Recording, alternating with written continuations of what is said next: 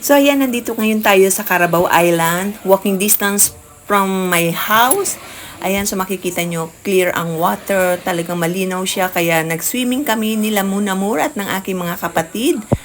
Ayan, so makikita nyo na talagang nag-enjoy kaming lahat. Ayan, meron ka rin makikita mga starfish. And then mga isda na naglalango yan. Ayan o, napakaganda ng tanawin dito sa Carabao Island. And then napag-isipan namin lumipas sa kalapit na Jungle Resort and Adventure Park here in Carabao Island. Ayan, makikita nyo, ang ganda ng paligid. Ayan, maraming turistang dumadayo dahil sa linaw ng tubig, pwede kayong mag-cliff diving at meron na rin sila. Ayan, yung pintahan namin ang para manood ng paglubog ng araw.